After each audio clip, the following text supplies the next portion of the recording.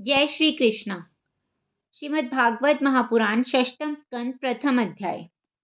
इतनी कथा सुनकर राजा परीक्षित महामुनि श्री शुकदेव जी से बोले, हे मुनिनाथ, आपने दूसरे स्कंद में मनुष्य के बैकुंठ धाम जाने के लिए प्रवृत्ति एवं निवृत्ति नामक दो मार्ग बतलाकर यह कहा था कि परमहंस एवं योगी जन निवृत्ति मार्ग से सूर्य मंडल में होकर प्रथम तो ब्रह्मपुरी को जाते हैं, फिर कुछ दिन तक वहां ब्रह्मा जी के साथ रहकर उनकी मोक्ष हो जाती है, और जो प्राणी माया के गुणों से बार बार जन्म मरण को प्राप्त होते रहते हैं, वे प्रवृत्ति मार्ग से पहले चंद्रमंडल में पहुंचकर अपने कर्म के अनुसार स्वर्ग आदि का सुखोपभोग करके पुण्य जगत में जन्म लेते हैं। अपने विस्तार सहित 14 लोकों की कथा, स्वर्ग एवं नरक, धर्म और अधर्म करने की गति, जो पाप करने से नरक का दुख तथा पुण्य करने से स्वर्ग का सुख उपभोग करते हैं, वह सब सुनाया। और राजा स्वयंभू, मनु, प्रियव्रत, उत्तानपाद, देवहूति, ध्रुव आदि एवं उनकी संतानों का समस्त इतिहास और सातों द्वीपों, नवों खंडों तथा सातों समुद्रों का वृत्तांत, भूमि का विस्तार, भूमंडल आदि का वर्णन। अस्तु, मैं अब आपसे ऐसा धर्म सुनना चाहता हूँ जिसके की करने से पापी एवं महाअधर्मी मनुष्य भी परम पावन स्वर्ग का सुखोपभोग कर सकें। अतः आप उसे कृपा कर वर्णन कीजिए, जिससे सभी प्राणियों का उद्धार हो जाए। राजा परीक्षित के ऐसे वचन सुनकर श्री शुकदेव जी कहने लगे, हे परीक्षित, जो प्राणी मन, वचन, कर्म से जानते हुए भी पाप करेंगे, उन्हें इस अधर्म के बदले में नरक अवश्य ही भोगना पड़ेगा।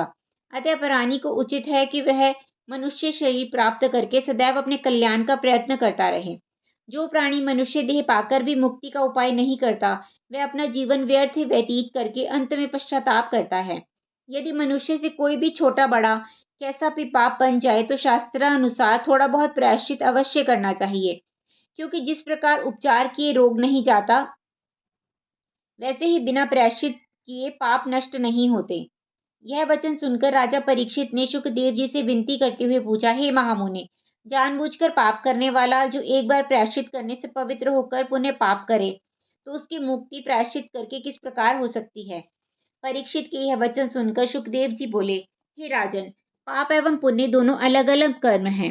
शुभ कर्म करने से पाप नष्ट होता है, परंतु फिर पुण्य पाप ना करें। जो रोगी औषधि का सेवन करके संयम से नहीं रहता या कुछ दिन संयम करके पुण्य खट्टा मीठा खा लेता है, फिर तो उसका रोग और अधिक बढ़ जाता है। जिस प्रकार हाथी स्नान करके पुण्य धूल उड़ाकर अपने शरीर पर डाले, तो उसके स्नान करने से क्या लाभ होगा। जितना शीघ्र कल्याण ज्ञान प्राप्त होने से होता है, उतना शीघ्र शुभ कर्म करने से नहीं होता, परंतु संयम से रहने वाले का रोग नहीं बढ़ता। अतः शुभ कर्म करना श्रेष्ठ है, क्योंकि कुछ दिन बाद उसका अवश्य उद्धार हो जाता है। इसके अंतर्गत पापों को नष्ट करने के लिए ब्रह्मचर्य एवं व्रत रखकर श्रेष्ठ धर्म तथा तपस्या करना, इंद्रियों को अपने वशीभूत रखना, मन को सांसारिक मायाजाल से विरक्त रखना, सत्य बोलना, मन वचन कर्म से किसी का अनिष्ट ना करना, परोपकार में तत्पर रहना तथा किसी प्राणी को कष्ट ना पहुंचाना, इन सब प्रयत्नों के द्वारा भी पाप नष्ट हो जाते हैं।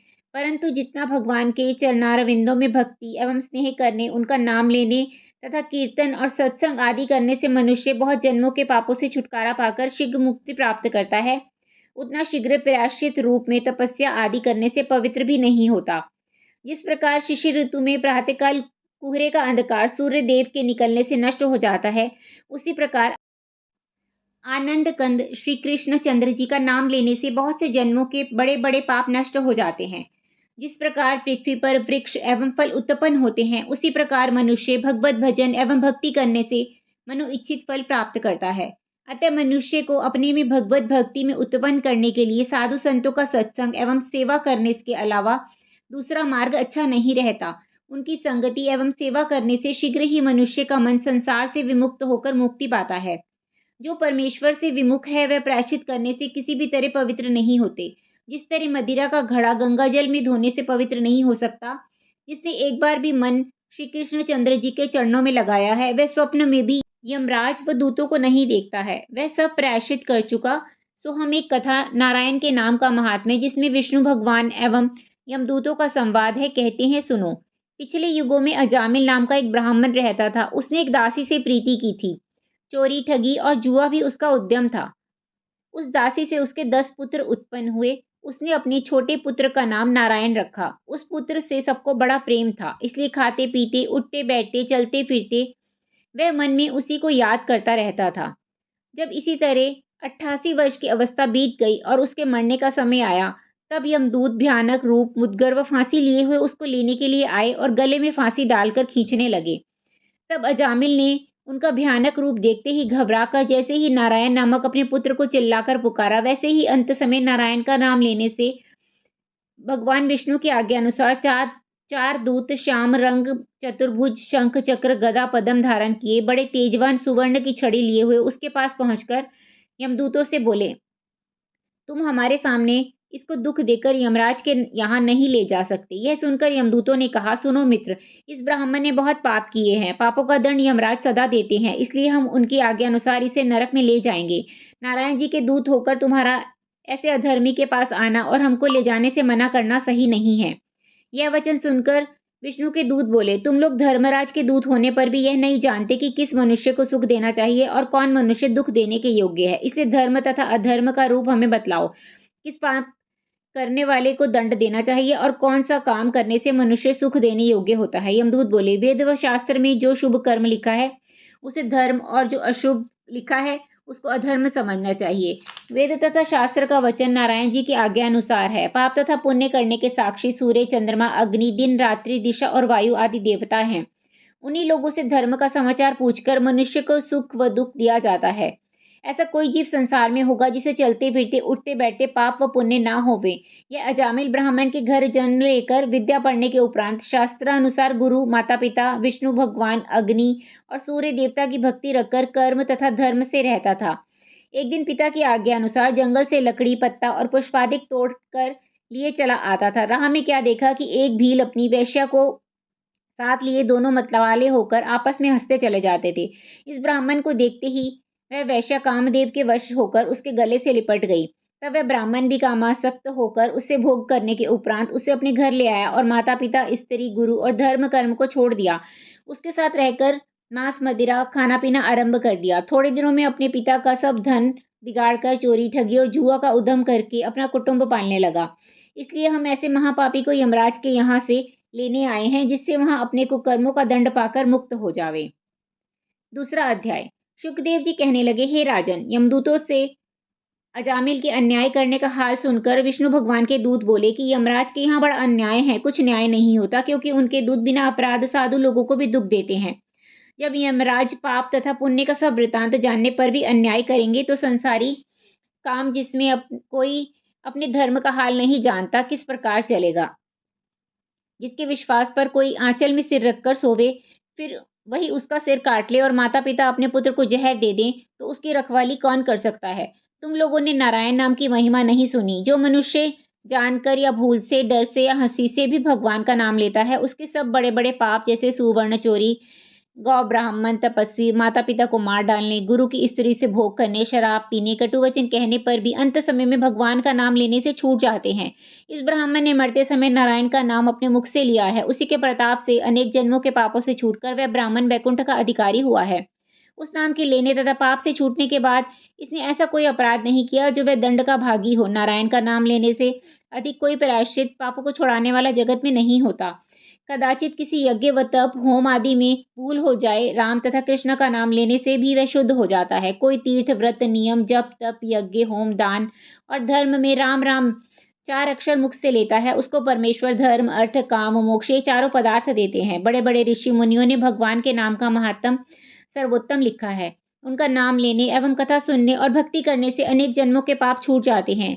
जिस प्रकार संसार में 10-20 मनुष्य एक जगह बैठे हों और उनमें से किसी का नाम लेकर कोई पुकारे तो वह मनुष्य उसकी ओर आंख उठाकर देखता है, उसी प्रकार भगवान त्रिलोकीनाथ ने अजामिल के नारायण नाम पुकारने पर आंख उठाकर देखा था।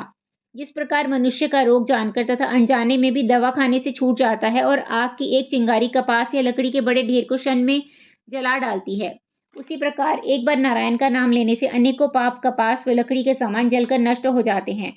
भगवान ने वेद में कहा है कि कोई मेरा नाम भी ले ले तो मैं उसे कृतार्थ कर देता हूँ। जिस प्रकार वन में सिंह की बोली सुनकर मृग भाग जाते हैं, उसी प्रकार राम नाम मुख से निकलते ही पाप मारे डर के शरीर से निकलकर भाग जाते हैं। जब विष्णु भगवान के दूतों ने ऐसी बातें कहकर यमदूतों को वहां से भगा दिया और 4 भुजा वाले दूतों का दर्शन करने से अजामिल को ज्ञान तथा वैराग्य उत्पन्न हुआ, तब वह भगवान के नाम की महिमा सुनने तथा समझने पर बहुत पछताकर कहने लगा कि मैंने ब्राह्मण के घर जन्म लेकर भी अपना धर्म कर्म छोड़ दिया तथा दासी के वश में रहकर अपनी आयु को कर्मों में बिताई। इन साधुओं के आने से मेरे प्राण बचे, नहीं तो यमदूत ना मालूम मुझको कैसा दुख देते। जिन नारायण जी का नाम लेने के प्रताप से मेरा कल्याण हुआ, उन भगवान का नाम स्मरण कर अब अपना जन्म संभाल लूंगा। अजामिल इस तरह पछताने लगा और विष्णु के पार्षद वहां से अंतर्ध्यान हो गए। अजामिल ने उसी समय अपना मन संसारी माया मोह से विरक्त कर लिया। पार्षदों का दर्शन करने के प्रताप से 1 वर्ष की आयु उसको और मिल गई। सो वह हरिद्वार में जाकर सच्चे मन से भगवान का ध्यान तथा स्मरण करने लगा। जब इसको वहां 1 वर्ष का ध्यान तथा भक्ति करते हुए बीता, तब बैकुंठ से अति उत्तम विमान उसके पास आकर उतरा। सो वह विमान पर चढ़कर गाता बजाता बैकुंठ को चला गया और चतुर्भुजी रूप होकर वहां रहने लगा। यह हाल देखकर देवता तथा ऋषिवर उसकी बड़ाई करने लगे। इतनी कथा सुनकर सुखदेव जी बोले, हे राजन, ऐसे महापापी ने बेटे के धोखे नारायण जी का नाम मुख से लिया था, सो ऐसी पदवी को पहुंचा। जो कि संसार से विरक्त होकर हरिभजन करता है, उसकी गति का क्या कहना है। उनका भक्त नरक में नहीं जाता। 3रा अध्याय। राजा परीक्षित ने इतनी कथा सुनकर सुखदेव जी से पूछा, महाराज, यमदूतों ने अजामिल के पास जाकर महाराज से क्या कहा और धर्मराज ने क्या उत्तर दिया, सो कृपा करके मुझे बताइए। सुखदेव जी बोले, हे राजन, दूतों ने धर्मराज से जाकर कहा कि संसार में अनेक मनुष्य न्याय करने वाले हमें दिखाई देते हैं। जब बहुत लोग न्याय करेंगे तो आपस के झगड़े से किसी पापी को बैकुंठ में और किसी धर्मात्मा को नरक में भेज देंगे। हम लोग आज तक केवल आपको न्याय करने वाला जानते थे। आपकी आज्ञा से सब जीवों को ले आते थे और क्रमानुसार उनको फल मिलता था। आज हम लोग आपकी आज्ञा से अजामिल पापी को लेने गए तो उसने हमें देखकर अपने नारायण नामक पुत्र को पुकारा, तो चतुर्भुजी रूप 4 पार्षदों ने आकर उस पापी को हमसे छीन लिया। इसलिए कहे देते हैं, इसका ऐसा यत्न कीजिए जिससे हमारा अपमान ना हो। यह वचन सुनते ही यमराज ने ब्रह्मरूप भगवान का ध्यान करने के उपरांत दूतों से कहा, तुम लोग नारायण की महिमा को नहीं जानते। उस नाम का महात्म्य इंद्रादिक देवता और भृगु आदि ऋषीश्वर भी अच्छी तरह नहीं जानते। हम ब्रह्मा, राजा जनक, मनु, भीष्म पितामह, प्रहलाद, राजा बलि, सुखदेव, नारद, महादेव, कपिल देव जी और चारों भाई सनकादि उस नाम के महात्म्य को अच्छी तरह से जानते हैं। देखो, नाम का वह प्रताप है कि अजामिल ऐसा महापापी अपने बेटे के धोखे से नारायण का नाम लेकर तुम्हारी फांसी से छूट गया। हम ब्रह्मा, महादेव और इंद्रादिक सब देवता परमेश्वर की सेवा में रहते हैं और उनकी आज्ञा अनुसार सब काम करते हैं। भगवान की इच्छा से तीनों लोकों की उत्पत्ति, पालन व नाश एक क्षण में होता है। उनकी माया से सारा जगत बंधा रहता है। उनके दूत सब जगह रहते हैं और भक्तों की रक्षा करते हैं, पर किसी देवता व मनुष्य को दिखाई नहीं देते।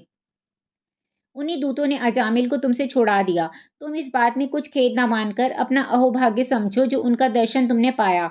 उनके दर्शन देवता व ऋषिवरों को भी जल्द नहीं मिलते। यमदूतों ने नारायण जी के नाम का यह महात्म्य सुनकर धर्मराज से विनय की कि जब परमेश्वर का नाम लेने से ऐसा फल मिलता है, तो वेद शास्त्र में पाप छुड़ाने के वास्ते तप आदि कठिन करने प्रायश्चित क्यों लिखे हैं।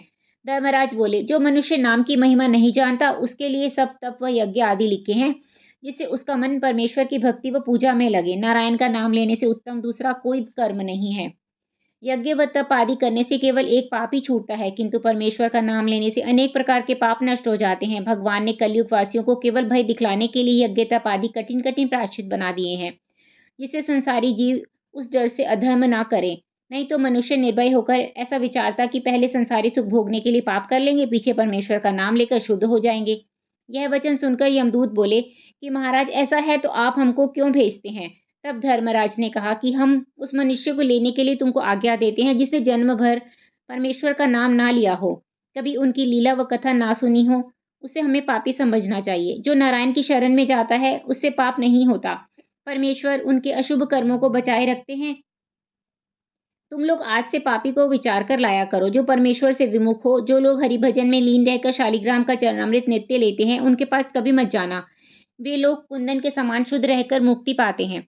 ऐसा कहकर धर्मराज ने परमेश्वर का ध्यान करके अपने दूतों का अपराध उनसे क्षमा कराया। यमदूतों ने यह बात सुनते ही भय मानकर आपस में ऐसी सम्मति की कि आज से कभी उस मनुष्य के पास जो हरि चर्चा करता है जाना नहीं चाहिए। इतनी कथा सुनकर परीक्षित ने कहा कि हे मुनिनाथ, अजामिल महापापी के मुख से मरते समय नारायण जी का नाम किस प्रकार निकला। सुखदेव जी बोले, राजन, एक दिन 4 साधु तीर्थ यात्रा करते हुए अजामिल के गांव में संध्या के समय पहुंचे। उन्होंने अपने टिकने के वास्ते किसी हरि भक्त का स्थान लोगों से पूछा। उन्हीं गांव वालों ने हंसी में अजामिल अधर्मी का घर बता दिया। जब साधु लोग वहां गए तो अजामिल की वेश्या ने साधुओं को अच्छा ग्रह टिकने के लिए देकर धूनी पानी से उनकी सेवा की। प्रातःकाल चलते समय साधुओं ने उस वेश्या से जो गर्भवती थी कहा, तेरा पुत्र हो उसका नाम नारायण रखना। उनकी आज्ञा से अजामिल ने उस बेटे का नाम नारायण रखा। उन साधुओं की कृपा से मरते समय मुख से नारायण का नाम निकला था। संत व महात्मा की सेवा वृथा नहीं जाती। जो लोग साधु व वैष्णव की संगति व सेवा करते हैं उनको कोई दुख नहीं दे सकता। यह सुनकर परीक्षित अति प्रसन्न हुए। शुकदेव जी ने कहा, राजन, हमने यह कथा अगस्त्य मुनि से सुनी थी, सो तुम्हें सुनाई। परीक्षित ने हाथ जोड़कर विनय की, आपने बड़ी कृपा व दया करके नारायण के नाम का महात्म्य मुझे सुनाया। चौथा अध्याय। राजा परीक्षित ने इतनी कथा सुनकर विनय की, महाराज, आपने देवता तथा दैत्यादि की उत्पत्ति संक्षेप में कही थी, अब उसे विस्तार पूर्वक सुनना चाहता हूँ। यह सुनकर शुकदेव जी बोले, हे राजन, प्राचीन बर्हिष के परचेता नामक 10 पुत्र समुद्र के किनारे जाकर महादेव जी के ज्ञानोपदेश से भगवान का तप व ध्यान करने लगे। उनके जाने के उपरांत नारद मुनि की आज्ञा अनुसार प्राचीन बर्हिष राजगद्दी को सूनी छोड़कर वन में हरिभजन करने चला गया। उसका बहुत सा देश दूसरे राज्यों ने दबा लिया और अनेक नगर व गांव उजड़कर जंगल हो गए। जब प्रचेताओं को हरिभजन के प्रताप से भगवान का दर्शन मिल चुका, तब एक दिन नारद जी ने रमते हुए जाकर उनके राज्य का सब हाल उनसे कह दिया। यह बात सुनते ही क्रोध से अग्नि के समान ऐसी सांस उनकी नाक से निकली कि जिसकी ज्वाला से वन जलने लगा। यह दशा देखते ही चंद्रमा ने निम्लोवा नाम की कन्या को, जो विश्वामित्र और मेनका नाम की अप्सरा के संयोग से हुई थी, लाकर प्रचेताओं से उसका विवाह कर दिया। जैसे ही प्रचेताओं ने आंख उठाकर उस कन्या को देखा, वैसे ही हरि इच्छा से उसके गर्भ रह गया और 10वें मास में दक्ष नाम का पुत्र पैदा हुआ। तब प्रचेताओं ने अपने पिता के नगर व देश बसाने और सृष्टि बढ़ाने की उसे आज्ञा दी। दक्ष ने मानसी सृष्टि से बहुत से मनुष्य उत्पन्न किए। वे लोग स्त्री व भोग न करने से अधिक नहीं होते थे। इसलिए दक्ष ने सृष्टि बढ़ाने के लिए मंदराचल पर्वत पर जाकर कुछ समय तक भगवान का तप तथा ध्यान करके हंस गुह्य स्त्रोत से इस तरह उनकी स्तुति की, उस पुरुष को नमस्कार करता हूँ जिसका वीर्य कभी नहीं घटता और माता के गुणों में वह वीर्य पढ़कर जड़ चैतन्य करता है। इस जीवात्मा से जो स्नेह रखता है और सब इंद्रियों का हाल जानता है, इंद्रियां उसका भेद नहीं जान सकती। मैं उस ब्राह्मण देवता को नमस्कार करता हूँ जिसकी कृपा से शरीर, प्राण, तन और बुद्धि सब अपना अपना कार्य करते हैं। ज्ञानी लोग जिनके चरणों का ध्यान आठों पहर हृदय में रखकर उन्हें प्रणाम करते हैं, मैं उस अविनाशी पुरुष का चरण स्पर्श करता हूँ। यह जगत जिससे उत्पन्न हुआ है, जिसका रूप है, जिसके आश्रय पर रहता है और जो इस संसार में पृथक रहकर अपनी माया का उसमें प्रवेश रखता है, मैं उस ईश्वर को प्रणाम करता हूँ। जब दक्ष ने ऐसी स्तुति करके श्री नारायण जी को प्रसन्न किया, तब वे श्याम सुंदर गरुड़ पर बैठ चतुर्भुजी रूप से शंख, चक्र, गदा, पद्म लिए, तापहारिणी चितवन, तेजवान पीताम्बर धारण किए, किरीट, मुकुट, कुंडल धारण किए, बैजंती माला व वनमाला पहने, कौस्तुभमणि गले में डाले, मंद मंद मुस्काते हुए दक्ष के सम्मुख आ प्रकट हुए।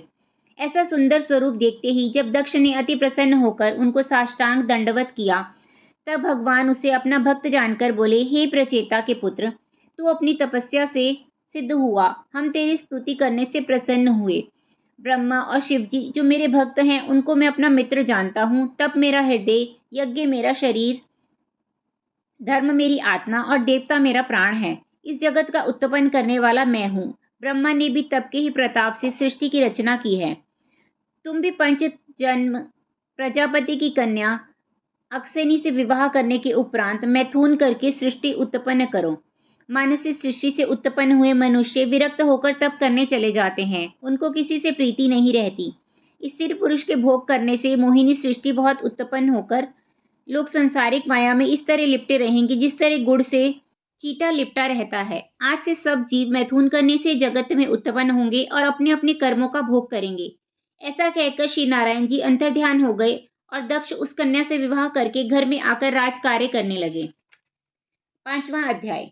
श्री शुकदेव जी बोले, हे राजा परीक्षित, दक्ष की उस स्त्री से जब 10,000 पुत्र उत्पन्न हुए, तब दक्ष ने उन सब का नाम हरेशव रखकर उनसे कहा कि पहले तुम लोग भगवान की तपस्या करो, तत्पश्चात संतान पैदा करना। यह बात सुनते ही वह 10,000 बालक पश्चिम दिशा में नारायण नामक तीर्थ पर जाकर जब भगवान की तपस्या एवं ध्यान करने लगे, तब देवर्षि नारद ने उन पर कृपा करते हुए उनसे बोले, क्या तुम लोग जानते हो कि समस्त विश्व का उत्पन्न करता एक आदि पुरुष है और समस्त प्राणियों में उसी तेज का प्रकाश रहता है तथा उसी के तेज रूप शक्ति से समस्त प्राणी चलते फिरते हैं। महाप्रलय के पश्चात भी केवल वही अजन्मा आदि पुरुष शेष रहता है। अतः तुम लोग किस प्रकार जगत की रचना करोगे, क्योंकि तुम अभी बालक हो। पृथ्वी का अंत और उस स्थान को जहाँ पर जाने के बाद कोई नहीं लौटता, तुमने नहीं देखा। बहुरूपिणी स्त्री को जो नित्य नवीन पुरुष की कामना करती रहती है, तुम नहीं जानते हो, और व्यभिचारिणी स्त्री के पति को भी नहीं पहचानते हो। एक नदी में दोनों ओर धाराएं प्रवाहित होती हैं, उसे भी तुम नहीं जानते हो। 25 पदार्थों का जो ग्रह बना है और एक हंस है, उसे भी तुमने नहीं देखा है। तीखी धार के चक्र को भी तुम नहीं जानते हो। अतः इन सब बातों को सोचकर जगत को पैदा करना और अपने पिता की आज्ञा का भी पालन करना। जब नारद जी कहानी की तरह इस तरह ज्ञानोपदेश देकर चले गए, तब बालकों ने आपस में बैठकर अपने हृदय में यह विचार किया कि पृथ्वी तो जीव है और उसका अंत में मोक्ष है। अतः जब हम उसको जान ना लेंगे, तब तक संसार की रचना कैसे कर सकेंगे। वह आदि पुरुष स्वयं श्री नारायण जी हैं, इसलिए उनकी दया दृष्टि के बिना हम कुछ भी नहीं कर सकेंगे। वह स्थान वैकुंठ धाम है, जहाँ पर गया हुआ प्राणी पुण्य इस जगत में नहीं लौटता। अतः उसको देखे बिना हमसे कुछ नहीं हो सकता। बहुरूपिणी जो स्त्री है, उसे ही बुद्धि जानो। उसको एकाग्र चित्त किए बिना हम संसारी प्राणियों की रचना किसी प्रकार नहीं कर सकते। जो व्यभिचारिणी स्त्री का पुरुष जीव है, जब वही इस संसारिक माया जाल में फंस गया है, तब उनको इस जाल से अलग किए बिना हम सृष्टि की रचना कैसे कर सकेंगे। दोनों ओर प्रवाहित होने वाली नदी को भगवान की माया ही समझो, क्योंकि इस संसार में एक मरता है और दूसरा जन्म लेता है, तथा एक घर में आनंदोत्सव होता है तो दूसरे घर रोना पिटना होता है। अतः जब तक हम इस माया को नहीं जान लेंगे, तब तक हमसे सृष्टि निर्माण होना कठिन है। 25 तत्वों द्वारा इस शरीर का निर्माण हुआ है और इसी से उस आदि पुरुष परमेश्वर का तेज प्रकाशित है। अतः उसे जाने बिना हम कुछ भी नहीं कर सकते। हंस ही वेद शास्त्र है, जिनका की वचन ही मुक्ति का दाता है, इसलिए उसको जाने बिना हम सृष्टि की रचना नहीं कर सकते। तीखी धार के चक्र को ही मृत्यु जानो, जो समस्त विश्व का संहार करता है। उसे जाने बिना हम सृष्टि की वृद्धि नहीं कर सकेंगे। उन समस्त बातों पर विचार करते हुए उन दक्ष पुत्रों ने सृष्टि का निर्माण करके वृद्धि करना ठीक नहीं समझा। जब ज्ञान प्राप्त होने से उनका अंतःकरण निर्मल एवं पवित्र हो गया, तब वे लौटकर अपने घर वापस नहीं आए और परमहंस होकर जन्म मरण से मुक्त हो गए। जब बहुत दिन व्यतीत हो गए और वे लौटकर नहीं आए, तब दक्ष ने समझाया कि उन्हें नारद जी ने ज्ञानोपदेश देकर विरक्त कर दिया है। ऐसा सोचकर दक्ष ने पुनः उसी स्त्री से 1000 पुत्र और पैदा किए। उन सब का नाम सबल रखकर उनसे कहा कि पहले तुम वन में जाकर श्री नारायण जी का तप करो। तब वे लोग उसी स्थान पर जाकर जहाँ उनके बड़े भाई थे, वहां पहुंचे। तब नारद जी ने वहां आकर उनसे ऐसा ज्ञानोपदेश दिया कि वे भी संसार से विरक्त होकर परमहंस हो गए। यह समाचार सुनते ही दक्ष ने क्रोधित होकर कहा कि नारद जी ने हमारे 11,000 पुत्रों को ज्ञानोपदेश देकर विरक्त कर दिया, अतः हम किस प्रकार की सृष्टि की वृद्धि करेंगे। दक्ष क्रोध में बैठे इस प्रकार सोच रहे थे कि उसी क्षण नारद जी वीणा बजाते हुए वहां आ पहुंचे। नारद जी को देखते ही दक्ष ने बिना प्रणाम किए ही क्रोध में कहा, हे नारद, तुमने हमारे 11,000 अबोध बालकों को तो बहकाकर विरक्त कर दिया। अब मुझे बहकाओ तो मैं जानूं कि तुम बड़े ही ज्ञानी हो। श्रीहरि के पार्षद होकर तुमको हमसे शत्रुता करना शोभा नहीं देता है। तुम केवल यति एवं सत्यवादी ही हो। तुम वेद पुराणों के धर्म को क्या जानो। मनुष्य को देव ऋण, पितृ एवं ऋषि ऋण, इन तीनों ऋणों से अवश्य ही उऋण होना चाहिए। अतः वह मेरे बालक अभी इन तीनों ऋणों से मुक्त नहीं हुए। फिर तुमने किस लिए उनको ज्ञानोपदेश देकर विरक्त कर दिया। क्या तुम स्त्री पुत्र आदि के गृहस्थाश्रम में रहना उचित नहीं समझते। जो गृहस्थी शास्त्र के मतानुसार अपना धर्म कर्म करते रहते हैं, वे निस्संदेह योगी एवं परमहंसों की गति को प्राप्त करते हैं। तुमने वेद और शास्त्रों का धर्म निषेध समझा। अतः मैं ईश्वर से प्रार्थना करता हूँ कि तुम 2 घड़ी से अधिक एक स्थान पर ना ठहरो। यदि ठहर भी जाओ तो तुम्हारे सिर में पीड़ा होने लग जाए। दक्ष ने इस प्रकार नारद जी को शाप दिया। यद्यपि नारद जी भी उसे शाप दे सकते थे, परंतु नारद जी ने दक्ष को श्री नारायण जी का दास जानकर कोई शाप नहीं दिया और हंसते हुए वीणा बजाते वहां से चले गए।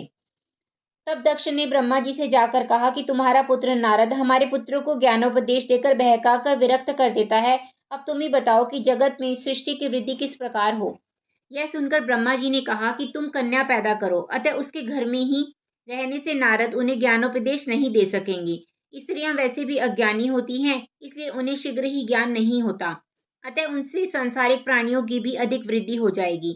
6वां अध्याय।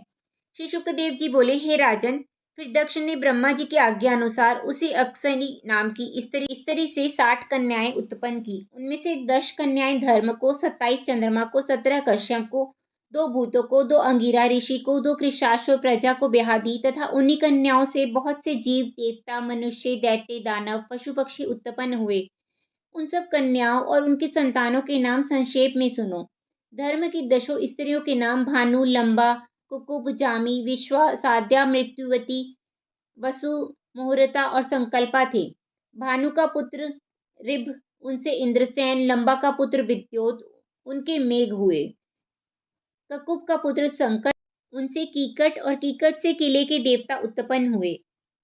जामी का पुत्र स्वर्ग, उनसे नंदी हुए। शिवा का पुत्र विश्वदेवा और सांध्या के पुत्र साध्यगण, उनसे अर्थ सिद्ध हुआ। मृत्युवती के पुत्र इंद्र और उपेंद्र हुए। वसु के अष्टवसु देवता हुए। मुहूर्तों से मुहूर्तों के देवता एवं संकल्पा का पुत्र संकल्प, उनसे काम नामक पुत्र हुआ। स्वरूपा नामक भूत की एक स्त्री से गरुड़ और रुद्र उत्पन्न हुए। उनमें 11 रुद्र मुख्य हैं: रेवत, अज, भव, भीम, वाम, उग्र, वृषा, कपि, अजैकपात, अहिर्बंधुने, बहुरूप और महान हुए। अंगिरा की सुधा नाम की स्त्री से पितर उत्पन्न हुए। कुशाश्व प्रजापति की अरुचि नाम की स्त्री से धूम्रकेश उत्पन्न हुआ। चंद्रमा की पत्नियों के नाम अश्वनी, भरणी, कृतिका, रोहिणी, मृगशिरा, आद्रा, पुनर्वसु, पुष्य, आश्लेषा, मघा, पूर्वा फाल्गुनी, उत्तरा फाल्गुनी, हस्त, चित्रा, स्वांति, विशाखा, अनुराधा, ज्येष्ठा, मूल, पूर्वाषाढ़ा, उत्तराषाढ़ा, श्रवण, घनिष्ठा, शतिभिषा, पूर्वा भाद्रपद, उत्तरा भाद्रपद, रेवती। ये 27 नक्षत्र हैं। दक्ष के शाप से चंद्रमा को क्षय रोग हो गया था, इसलिए उनसे संतान नहीं हुई। इतनी कथा सुनकर परीक्षित ने पूछा, हे महात्मन, दक्ष ने अपने दामाद चंद्रमा को किस कारण शाप देकर अपनी बेटियों को यश की हानि की, सो कहिए। शुकदेव जी बोले, एक समय कृतिका ने अपने पिता से जाकर कहा कि चंद्रमा मुझे नहीं चाहते, मेरी बहन रोहिणी से बहुत प्रीति रखते हैं। यह बात सुनते ही दक्ष ने चंद्रमा को शाप दिया कि तुझे क्षय रोग हो जावे। उसी कारण चंद्रमा 1000 वर्ष तक समुद्र में पड़े रहे। जब चंद्रमा ने दक्ष की बहुत विनती की, तब दक्ष ने प्रसन्न होकर आशीर्वाद दिया कि तेरा यह रोग छूटकर 15 तेरी कला घटे और 15 दिन बढ़े। इसी कारण चंद्रमा की कला घटती बढ़ती रहती है।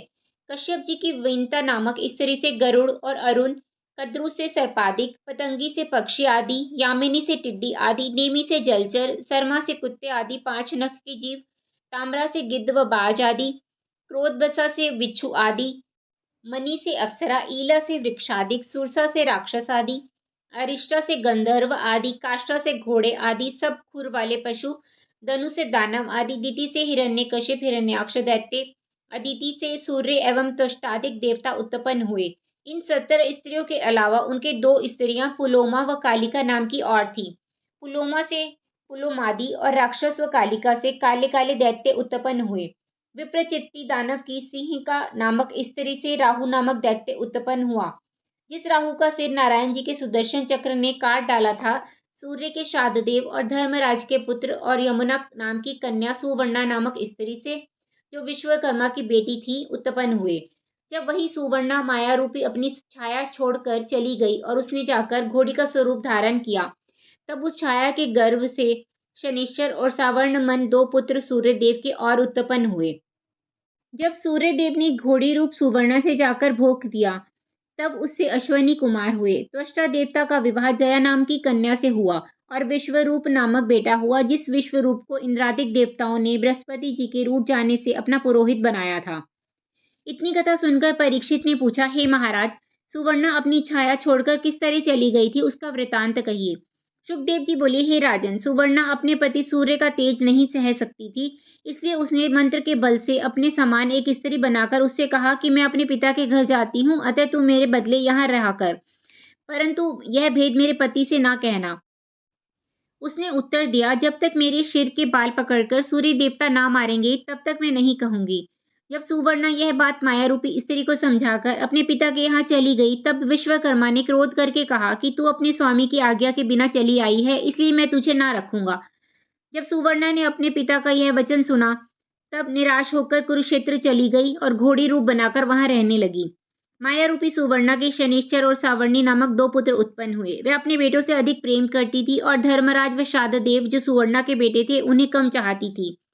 छाया ने धर्मराज को एक दिन लात से मारा। यह बात सुनकर जब सूर्य देवता ने छाया के सिर के बाल पकड़कर उसे मारा, तब उसने सुवर्णा के चले जाने का वृत्तांत कह दिया। यह समाचार सुनकर जब सूर्य देवता सुवर्णा को ढूंढते हुए कुरुक्षेत्र में पहुंचे और घोड़ा बनकर उससे भोग करना चाहा, तब घोड़ी रूप सुवर्णा ने अपना मुख फेर लिया। इसलिए उसका वीर्य घोड़े की गर्दन तथा नाक पर गिरा, सो गर्दन के बाल से अश्विनी और नाक से कुमार उत्पन्न हुए। 7वां अध्याय। इतनी कथा सुनकर परीक्षित ने प्रार्थना की, हे महामुने, इंद्र ने बृहस्पति को नाराज करके विश्वरूप को किस कारण अपना गुरु पुरोहित बनाया था, उसे विस्तार पूर्वक कहिए। सुखदेव जी बोले, हे राजन, एक दिन इंद्र बड़े अहंकार से राजगद्दी पर बैठा और बहुत से देवता, ऋषिवर, गंधर्व एवं किन्नर आदि उस सभा में वर्तमान थे। उसी समय बृहस्पति जी वहां आए। इंद्र सदा उनका सम्मान करके अपनी गद्दी पर बैठाता था, परंतु उस दिन अभिमानवश उसने उनका सम्मान नहीं किया, इसलिए बृहस्पति जी रूठ कर अपने घर चले गए। तब इंद्र ने बड़ा शोक करके कहा कि मुझसे बड़ी भूल हो गई, जो मैंने राज्य एवं धन के मद से गुरु का निरादर किया। जिनकी आशीर्वाद एवं कृपा से मुझे सुख प्राप्त हुआ, उनके क्रोध करने से यह सब नष्ट हो जाएगा। इसलिए उनके पास चलकर विनती करके अपना अपराध क्षमा कराना चाहिए, जिससे मेरा कल्याण हो जाए। ऐसा विचार कर इंद्र उसी समय उनके घर गया।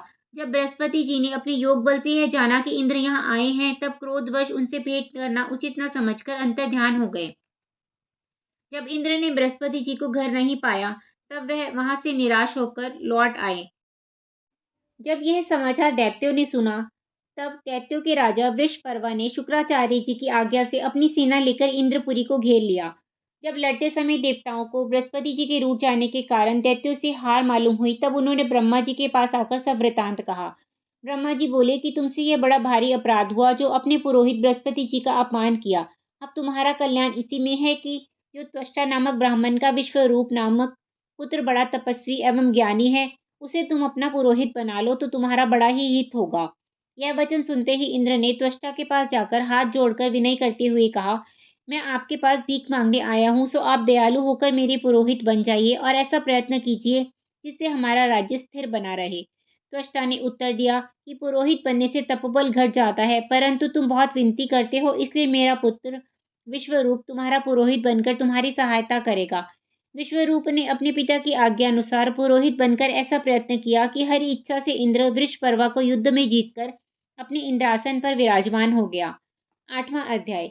परीक्षित ने पूछा, हे महामुने, विश्वरूप की थोड़ी सी कृपा करने से इंद्र ने किस प्रकार दैत्यों को जीतकर अपना राज्य स्थिर रखा। श्री शुकदेव जी बोले, हे राजन, विश्वरूप ने इंद्र को ऐसा नारायण कवच सिखला दिया कि जिस कवच को लिखकर भुजा पर बांधने से किसी शस्त्र का कुछ असर नहीं होता था।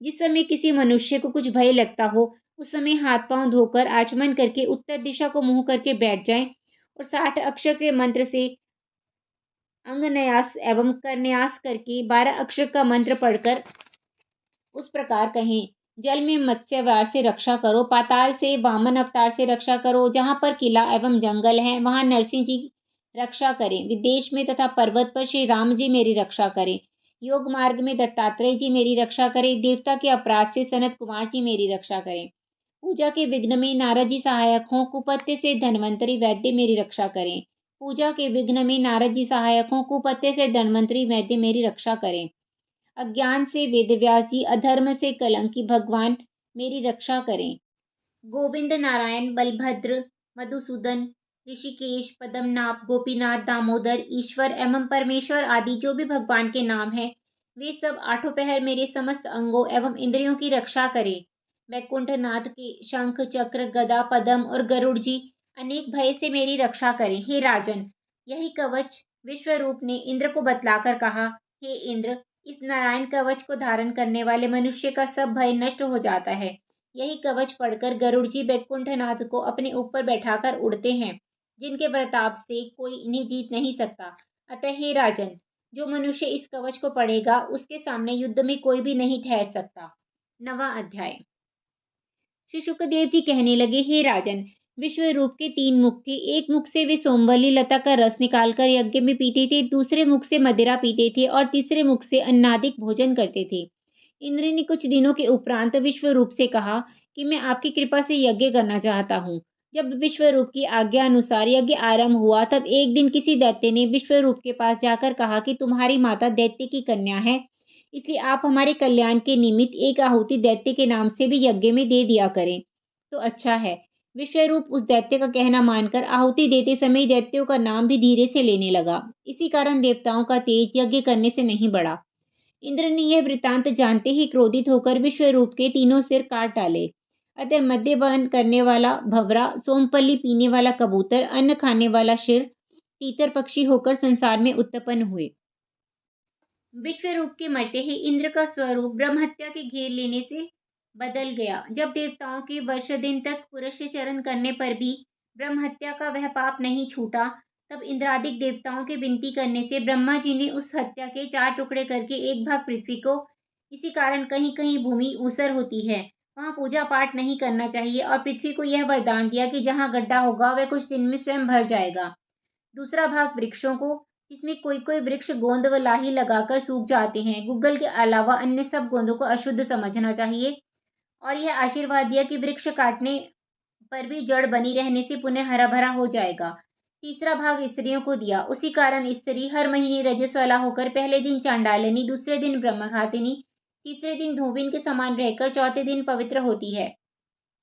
उन्हें यह वरदान दिया कि उनका कामदेव सदा जागृत रहेगा, इसीलिए स्त्री गर्भवती होने पर भी कामासक्त रहती है।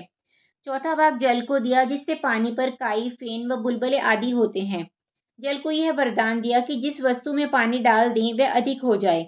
जब त्वष्टा को विश्वरूप के मारे जाने का समाचार मिला, तब उसने बड़ा क्रोध करके ऐसा मंत्र पढ़कर हवन किया जिससे इंद्र को मारने वाला एक पुरुष उत्पन्न हो। परमेश्वर की इच्छा से सरस्वती ने उस मंत्र का अर्थ इस तरह से उलट दिया कि इंद्र के हाथ से वह मारा जाए। हवन संपूर्ण होने के समय अग्निकुंड में से एक अति बलवान दैत्य पर्वत के समान काला वर्ण गदा तथा हाथ में खड्ग लिए हुए निकला। जितनी दूर तक एक तीर जाता है, इतना शरीर उस दैत्य का नित्य बढ़ता था। इसी वास्ते त्वष्टा ने उसका नाम वृत्रासुर रखा और उसे आज्ञा दी कि इंद्र ने तेरे भाई को मारा है, सो तू जाकर अपने भाई का बदला ले। यह बात त्वष्टा के मुख से निकलते ही वृत्रासुर ने एक क्षण में इंद्र के पास जाकर ललकारा। उसका भयानक रूप देखकर और ललकार सुनकर सब देवता घबरा गए। वृत्रासुर ने चाहा कि इंद्र को मुंह में डालकर निगल जाऊं। इंद्रादिक सब देवताओं ने उसके सामने आकर अपने अपने शस्त्र उस पर चलाए। तब वृत्रासुर उनके सब हथियार निगल गया। तब इंद्र देवताओं समेत वहां से भागा और नारायण जी की शरण में जाकर बोला, हे प्रभु, मैं तुम्हारी शरण में आया हूँ, मेरे प्राण इस दैत्य के हाथ से बचाइए। हम लोगों का किया कुछ नहीं हो सकता। हे भगवान दीनानाथ, समस्त देवताओं तथा मानव आपके ही द्वारा निर्मित हैं। वृत्रासुर के मारने हेतु कोई प्रयत्न कीजिए, नहीं तो यह देवता एवं मनुष्य आदि सब प्राणियों को मार देगा। हम लोग सब आपके भक्त होते हुए इतने दुखी हैं कि वृत्रासुर के भय के कारण चैन से नींद भी नहीं आती। अपने अपने समय पर आपकी कृपा से सब बढ़ते हैं। इस समय देवताओं को बढ़ाना चाहिए, क्योंकि उनके विपरीत इस समय वृत्रासुर बढ़ा हुआ है। हमें अति दीन दुखी समझकर दया कीजिए। यह वचन सुनकर श्री नारायण जी कहने लगे, हे इंद्र, तूने अज्ञानवश ब्राह्मण को मारा था, यह उसी का परिणाम है। वृत्रासुर के देह पर तुम्हारा कोई भी अस्त्र शस्त्र असर नहीं कर सकता। अतः तुम लोग महर्षि दधीचि की हड्डी, जिसने अत्यंत तपस्या की है, मांगकर उस हड्डी का वज्र बनाओ, तो उस तपस्या के प्रभाव से वह वज्र वृत्रासुर के शरीर को नष्ट कर देगा। इतना समझाकर श्री नारायण जी अंतर्ध्यान हो गए। 10वां अध्याय। श्री शुकदेव जी कहने लगे, हे राजन, श्री नारायण जी का यह वचन सुनते ही देवराज इंद्र ब्रह्मादिक सब देवताओं के सहित दधीचि ऋषि के आश्रम पर गए और उनको दंडवत प्रणाम करके प्रार्थना की कि हे ऋषिवर, हम सब देवता लोग आपसे क्षमा मांगने आए हैं। ऋषि बोले, हे देवगणों, कहिए हमारे योग्य क्या सेवा है। देवगण बोले, हे ऋषिवर, हम लोग अपने कल्याण के हेतु आपके शरीर की हड्डी चाहते हैं। यह वचन सुनकर ऋषि ने कहा, हे देवराज, तुम अपने हृदय में विचार कर देखो कि जरा सी पीड़ा होने से कितना कष्ट होता है। अतः तुम्हें अपने शरीर के समान ही दूसरे का शरीर भी जानना चाहिए। जिस प्रकार सब लोग अपना शरीर प्रिय जानकर उसको आराम देते व मोटा करने के लिए बहुत से उपाय करते हैं, उसी प्रकार मुझे भी अपना देह प्रिय है। अतः मेरे लिए ऐसा असहाय कष्ट देने क्यों आए हो। इंद्र ने उत्तर देते हुए कहा, आप यह सत्य कह रहे हैं, परंतु मैं श्री नारायण जी की आज्ञा पाकर आपकी हड्डी मांगने आया हूँ। इस प्रकार हरा वृक्ष अपनी छाल एवं फल पुष्पादि से समस्त मनुष्य तथा पशु पक्षियों को सुख देता है और किसी की डाली आदि तोड़ने पर दुख नहीं मानता, उसी प्रकार वैष्णव व ऋषि मुनि भी अपने देह को केवल परोपकार में काम आता हो तो वे कभी देने से इनकार नहीं करते। जब इंद्र ने ऐसे ज्ञानमय वचन कहकर बहुत प्रकार से प्रार्थना की, तब ऋषिवर बोले, हे देवराज, यह शरीर श्री नारायण जी का दिया हुआ है। यदि कहीं वह स्वयं ही आकर ऐसा कहते तो भी मैं इसे इतनी प्रसन्नतापूर्वक नहीं करता। मैं केवल यही जान तुम्हारी बात स्वीकार करता हूँ कि यह शरीर नाशवान है, अतः यह एक दिन अवश्य ही नष्ट होना है। इसलिए फिर इससे बढ़कर उत्तम बात और क्या हो सकती है जो यह मेरा नाशवान शरीर तुम्हारे काम आए। मैं योगाभ्यास साध कर श्री नारायण जी के ध्यान में बैठता हूँ और तुम एक गाय लेकर उससे मेरा शरीर चटवाओ। जब देह का सारा मांस चटने के बाद केवल हड्डी मात्र रह जाए, तब उन हड्डियों को ले जाकर तुम अपना मनोरथ सिद्ध कर लेना। परंतु मुझे तीर्थ स्नान करने की इच्छा है, अतः आप आज्ञा हो तो मैं तीर्थ स्नान कर आऊं। तब आप मेरे देह का हार ले जाना। देवगणों ने कहा, हम इसी जगह समस्त तीर्थों का जल लाए देते हैं, अतः आप यहीं स्नान कर लेना। ऋषिवर बोले, बहुत अच्छा। तब देवगणों ने तुरंत ही समस्त तीर्थों का जल वहां उपस्थित कर दिया।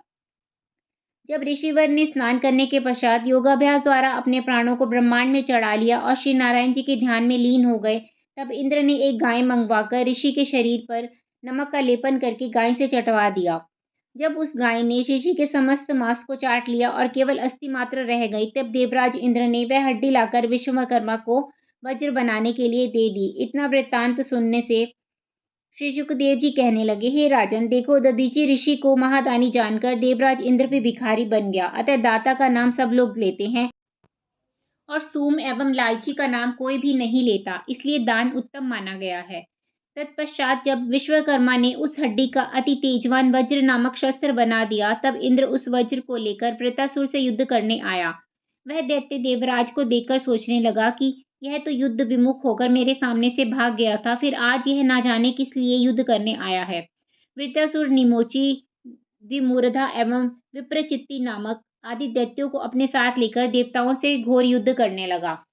जब दैत्यों के गदा, तीर, तलवार, त्रिशूल, भुशुंडी आदि नवों प्रकार के शस्त्र नष्ट हो गए, तब वे लोग पहाड़ एवं वृक्षों को उखाड़ उखाड़ कर प्रहार करने लगे, परंतु भगवत कृपा से देवताओं ने दैत्यों को मार मार कर भगा दिया।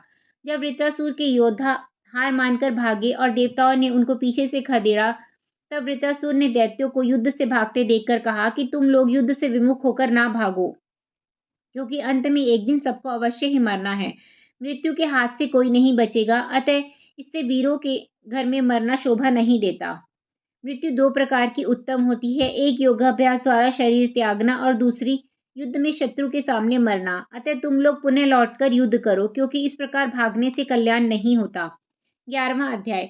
श्री शुकदेव जी कहने लगे, हे राजा परीक्षित, जब वृत्रासुर द्वारा इस प्रकार समझाने पर भी अनेकों दैत्य ना माने, तब वृत्रासुर ने बड़े क्रोध में भरकर इंद्र को ललकारते हुए कहा, हे इंद्र, युद्ध से विमुख व्यक्तियों को मारने से कुछ वीरता नहीं मानी जाती। पहले मैंने समस्त देवताओं को युद्ध में परास्त करके भगा दिया था, अब मेरे साथी भाग गए तो क्या हुआ? तुम युद्ध करो, मैं अकेला ही तुम सबको मारूंगा। जब समस्त देवता उसके ललकार से भयभीत होकर भूमि पर गिर गए, तब वृत्रासुर ने सबको लातों से इस प्रकार रौंद डाला जिस प्रकार मतवाला हाथी कमल वन को नष्ट कर देता है। इंद्र ने देवताओं की यह हालत देखकर जैसे ही अपनी गदा वृत्रासुर पर चलाई, वैसे ही उसने गदा को छीनकर इंद्र के ऐरावत हाथी के मस्तक पर इस प्रकार मारी कि वह हाथी 7 कदम पीछे की ओर चला गया। तब इंद्र ने हाथी को अमृत लगाकर उसका घाव अच्छा कर दिया। जब इंद्र पुनः संभलकर वृत्रासुर के सामने आया, तब वृत्रासुर ने कहा कि आज बड़ा शुभ दिन है, जो तू अपने भाई, गुरु एवं ब्राह्मण की हत्या करने वाला मेरे सामने आया है। आज मैं उन सब के बदले तुझे देवताओं सहित अपने त्रिशूल द्वारा मारकर भूतनाथ के नाम का यज्ञ करूंगा। अब तू मेरे हाथ जीवित बचकर नहीं जा सकता। यदि कहीं तुझे अपनी रानी एवं राज्य प्रिय हो तो मेरे सामने से भागकर चला जा। मैं अपने भाई का बदला चुकाने आया हूँ। वैसे तुझे मारने से मुझे जगत में कुछ भी यश प्राप्त नहीं होगा, और यदि कहीं तूने मुझे मार लिया तो मैं तुरंत ही श्री नारायण जी के चरणारविंदों में पहुंच जाऊंगा, अर्थात यहाँ के राज्य सुखोभोग से अधिक सुख वहां जाकर प्राप्त करूंगा। 12वां अध्याय। सुखदेव जी बोले, हे राजन, ये सब ज्ञानपूर्ण बातें कहकर अधिक क्रोध करके वृत्रासुर ने अपना त्रिशूल इंद्र पर चलाया। तब इंद्र ने अस्थियों से निर्मित वह वज्र इस प्रकार मारा कि दाहिनी भुजा अलग हो गई। तत्पश्चात वृत्रासुर ने बाएं हाथ से परिघ नामक शस्त्र चलाकर इंद्र के हाथ से वज्र गिरा दिया।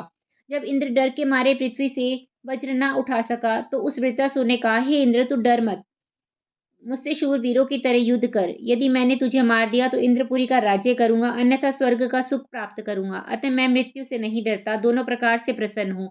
मारना या मरना मेरे या तेरे हाथ में नहीं है। भगवान की इच्छा अनुसार ही समस्त जीवों के कार्य नट के खेल के समान है। अतः तू प्रसन्न होकर वज्र उठाकर मुझे मार, जिससे मैं तुरंत श्रीहरि के चरणों की शरण में पहुंच जाऊं। इंद्र ने यह सुनकर अति प्रसन्न होकर कहा, हे वृत्रासुर, तेरी बुद्धि धन्य है। जब देवराज इंद्र ने ऐसा कहते हुए उसकी बाएं भुजा को भी नष्ट कर डाला, तब तो वृत्रासुर ने दौड़कर इंद्र को हाथी सहित निगल लिया। परंतु नारायण कवच के प्रताप से इंद्र मृत्यु को प्राप्त नहीं हुआ और वज्र द्वारा उसका पेट फाड़कर बाहर निकल आया। भगवत कृपा से इंद्र और हाथी को कुछ भी पीड़ा ना हुई। इंद्र और वृत्रासुर में इसी प्रकार 100 वर्ष तक संग्राम होता रहा। तत्पश्चात इंद्र ने वृत्रासुर का वध कर दिया। उस समय उसके शरीर से एक प्रकाश रूप तेज निकलकर भगवान के पास चला आया। तब उसके मर जाने से अन्य देवता प्रसन्न हुए, परंतु देवराज इंद्र बिल्कुल भी प्रसन्न नहीं हुए। 13वां अध्याय। इतनी कथा सुनकर राजा परीक्षित ने पूछा, हे महाराज, इंद्र ऐसे महाबली शत्रु को मारकर भी प्रसन्न क्यों नहीं हुआ? श्री शुकदेव जी कहने लगे, हे राजा परीक्षित, वृत्रासुर दैत्य त्वष्टा नामक ब्राह्मण से पैदा हुआ था। अतः वृत्रासुर के मरते ही वृद्धारूप ब्रह्महत्या, जिसकी योनि से रक्त बहता था और जिसके शरीर से सड़ी मछली जैसी दुर्गंध आती थी, लोहे के गहने पहने हुए इंद्र के पास आकर उसे निगलने के लिए दौड़ी। इंद्र उसके भय से भागा और वृद्धा रूप ब्रह्म हत्या भी उसके पीछे पीछे दौड़ी। जब इंद्र ने उससे बचने का कहीं उपाय न देखा, तब वह उत्तर दिशा के छोर पर मानसरोवर के तालाब में एक कमल नाल में जाकर छिप गया। तब वह ब्रह्म हत्या भी ब्रह्म रूप होकर उस कमल पुष्प के चारों ओर गुंजार करने लगी, इसलिए इंद्र उसके डर से बाहर नहीं निकल सकता था। जब वह भूख प्यास के कारण अत्यंत दुखी होने लगा, तब लक्ष्मी जी ने उसका पालन किया।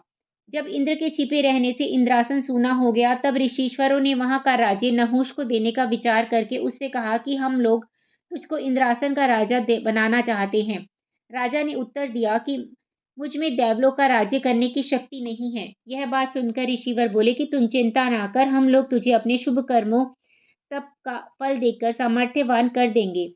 तब तू वहां का राज्य करने योग्य हो जाएगा। जब सब ऋषिवरों ने अपने अपने जप तप का थोड़ा थोड़ा फल राजा नहुष को देकर उसे इंद्रासन पर आरूढ़ किया, तब उसने इंद्रानी पर मोहित होकर उसके कहला भेजा कि अब मैं इंद्रासन की गद्दी पर आसीन हूँ, अतः अब मेरे पास क्यों नहीं आती। यह बात सुनते ही पतिव्रता इंद्रानी ने, जो अपने पति की सेवा के अलावा किसी दूसरे को ना चाहती थी, नहुष के डर के कारण गुरु बृहस्पति जी के पास पहुंचकर प्रार्थना की कि हे गुरु महाराज, राजा नहुष मनुष्य होकर मुझे भोग करने के लिए बुलाता है। अतः आप कोई ऐसा उपाय बतलाइए जिससे मेरा पतिव्रत धर्म नष्ट ना हो। बृहस्पति जी बोले, तू इसके लिए राजा नहुष से कुछ दिन की अवधि मांग ले और मैं फिर से तेरे पति को इंद्रासन पर आरूढ़ करने का प्रयत्न करता हूँ। तब गुरुजी के इस कथनानुसार रानी ने नहुष से कुछ दिनों की अवधि मांगते हुए उसे संतुष्ट कर दिया। तत्पश्चात बृहस्पति देव जी ने अग्निदेव को इंद्र को ढूंढने के लिए भेजा। तब अग्निदेव ने बृहस्पति जी के पास लौटकर कहा कि देवराज इंद्र ब्रह्म हत्या के डर से मानसरोवर तालाब में एक कमल नाल में छिपे हुए हैं। जब अग्निदेव द्वारा इंद्र का समाचार ज्ञात होने में अवधि के दिन समाप्त हो गए, तब राजा नहुष का दूत पुनः इंद्राणी को बुलाने आया, तो उसने दूत से कहा कि तुम मेरी ओर से राजा नहुष से यह कहना कि मनुष्य जब 100 राजसूय एवं अश्वमेघ यज्ञ कर लेता है, तब वह इंद्रासन का अधिकारी होता है। फिर तुम तो यज्ञ किए बिना ही देवलोक का राज्य कर रहे हो। अतः तुम सुखपाल पालकी में बैठकर और उसे ब्राह्मणों के कंधों पर रखवाकर मेरे पास आओगे, तब तुम मुझे प्राप्त कर सकोगे। यह बात इंद्राणी की सुन राजा नहुष ने काम के वशीभूत हो धर्म अधर्म का विचार न करके अनेकों ऋषिवरों व ब्राह्मणों के कंधों पर जबरदस्ती सुखपाल को रखवाकर इंद्राणी के राजभवन को चल दिया। उन ब्राह्मणों ने कभी भार नहीं उठाया था, इसलिए वे शीघ्रतापूर्वक नहीं चल रहे थे। तब राजा नहुष ने कामांध होकर उन ब्राह्मणों एवं ऋषिवरों को पैर से ठोकरे मारते हुए कहा, सर्प सर्प अर्थात जल्दी जल्दी चलो। तब तो ऋषिवरों ने उसका यह बड़ा अधर्म देखकर राजा नहुष को शाप दिया कि अरे मूढ़, तू शीघ्र ही सर्प हो जा। यह वचन ऋषियों के मुख से निकलते ही वह सर्प होकर पृथ्वी पर गिर पड़ा। इस प्रकार इंद्राणी का पतिव्रत धर्म परमेश्वर ने ही बचाया।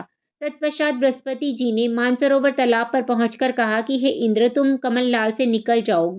इंद्र ने गुरु को नमस्कार करके विनती की कि हे गुरुदेव, मैं ब्रह्म हत्या के डर से बाहर नहीं निकल सकता। इंद्र के ये वचन सुनकर बृहस्पति जी ने कहा, हे इंद्र, उसका तुम कोई भय मत करो, क्योंकि अश्वमेघ यज्ञ करने से भगवान श्री नारायण जी मनुष्य को बहुत प्रकार के बड़े बड़े पापों से मुक्त कर देते हैं। अतः तुम भी अश्वमेघ यज्ञ करके इस ब्रह्म हत्या के पाप से अवश्य ही मुक्त हो जाओगे और फिर ब्रह्म हत्या तुम्हारा कुछ भी बिगाड़ ना कर सकेगी। बृहस्पति जी के इस प्रकार कहने पर इंद्र कमल नाल से बाहर निकल आए और अश्वमेघ यज्ञ करके ब्रह्म हत्या के पाप से मुक्त होकर पुनः देव रूप धारण कर इंद्रासन पर आसीन होकर राज्य करने लगे।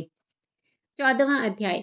इतनी कथा सुनकर राजा परीक्षित ने शुकदेव जी से पूछा, महामुनि, साधु एवं वैश्य श्री नारायण जी के भक्त होते हैं। दैत्य वृतासुर को जिसे त्वष्टा ने अपने क्रोध द्वारा उत्पन्न किया था, उसे युद्ध में मरते समय ऐसा ज्ञान किस प्रकार प्राप्त हुआ, उस कथा को आप कृपा कर वर्णन कीजिए। श्री शुकदेव जी बोले, हे राजन, वृत्रासुर पूर्व जन्म में चित्रकेतु नाम का 7 द्वीपों का राजा था। वह धर्म पूर्वक प्रजा का पालन करता था और सब छोटे छोटे लोग भी उसके राज्य में अपने धर्म कर्म से रहते थे।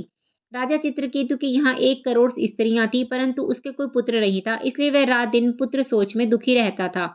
एक दिन उसके राजभवन में अपनी स्वेच्छा से अंगिरा ऋषि पधारे। तब राजा ने अत्यंत आदरपूर्वक आसन देकर उनका पूजन किया। तत्पश्चात ऋषिवर ने उसे आदि उदासीन देखकर पूछा, हे राजन, तुम इतने धर्मात्मा एवं प्रतापशाली राजा होते हुए भी उदासीन मुख क्यों रहते हो? तब राजा ने हाथ जोड़कर विनय करते हुए कहा, हे महाराज, आपकी कृपा से मुझे सभी सुखोपभोग प्राप्त हैं, परंतु कोई पुत्र नहीं है, इसलिए मैं चिंतित रहता हूँ। जिस प्रकार कोई भूख प्यास से दुखी प्राणी के शरीर पर चंदन केशर आदि का लेपन करे, परंतु उसकी सुगंधि सूंघने से मनुष्य की भूख प्यास शांत नहीं होती है, उसी प्रकार पुत्र के बिना यह 7 द्वीपों का राज्य एवं सुखोपभोग मुझे अच्छा नहीं लगता। अतः जिस प्रकार कृपा करके आप पधारे हैं, उसी प्रकार कृपा करके मेरे इस दुख को भी दूर कीजिए। चित्रकेतु के ऐसे वचन सुनकर ऋषिवर ने कहा, हे राजन, तुम्हारे भाग्य में संतान नहीं लिखी है, फिर तुम किस लिए इतना सोच करते हो? हम तुम्हें भवसागर से पार उतारने का उपाय बतलाते हैं, तुम भगवान का भजन करो जिससे तुम्हारी मुक्ति हो। राजा बोला, हे महाराज, पुत्र के बिना मुझे ज्ञान एवं ध्यान कुछ अच्छा नहीं लगता। अंगिरा ऋषि ने पुत्र की अति इच्छा देखकर उससे कहा, हे राजन, जो आप ऐसा हठ करते हो तो तुम्हारे एक पुत्र होगा, किंतु उसके होने पर तुम्हें बहुत हर्ष होगा, बाद में महा दुख पाओगे। राजा ने कहा, महाराज, एक बार मुझे पुत्र का सुख दिखला दीजिए, फिर जो चाहे सो हो। यह बात सुनकर अंगिरा ऋषिवर ने पुत्र प्राप्ति के हेतु राजा से यज्ञ कराया और पूर्णाहुति देकर जो कुछ सकल शेष बचा वह प्रसाद राजा को देकर कहा, इसे तो अपनी एक रानी को खिला दे। जैसे ही राजा ने वह सकल अपनी बड़ी रानी कृतदूती को खिलाया, वैसे ही हरी इच्छा से रानी के गर्भ रह गया और 10वें महीने पुत्र उत्पन्न हुआ।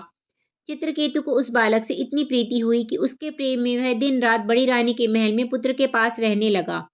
जब दूसरी रानियों ने देखा कि राजा बालक के मुंह से 8 पैर हमारी सौत के पास ही रहते हैं, हम लोगों को आंख उठाकर भी नहीं देखते और उसके वश में रहकर हमें अपनी दासी के बराबर भी नहीं समझते, तब सौतिया डाह से सब रानियों ने आपस में यह सलाह की कि यदि यह बालक मर जाए तो राजा हम लोगों से भी प्रीति करेंगे। ऐसा विचार कर एक दिन अकेला पाकर किसी रानी ने उस बालक को जहर खिला दिया, तो वह लड़का मर गया। तब कृतधुती रानी उसे सोया हुआ जाकर जब जगाने के लिए गई, तब उसको मरा हुआ देखकर अति विलाप करने लगी।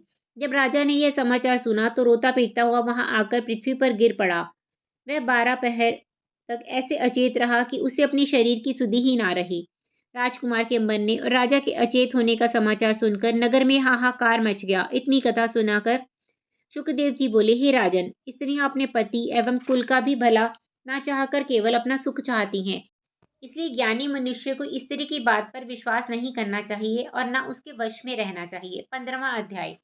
शुकदेव जी बोले, हे राजन, जब चित्रकेतु के अचेत होने का समाचार चारों तरफ फैला, तब नारद मुनि और अंगिरा आदि ऋषिवर यह सुनकर राजा को बोध कराने आए। उन्होंने चित्रकेतु को उठाकर कहा, हे राजा, तू किस लिए इतना विलाप करता है? वह बालक तुझसे क्या प्रयोजन रखता था? ये सब संसारी जीव अपने पूर्व जन्मों का बदला लेने के लिए जगत में आकर इकट्ठे होते हैं।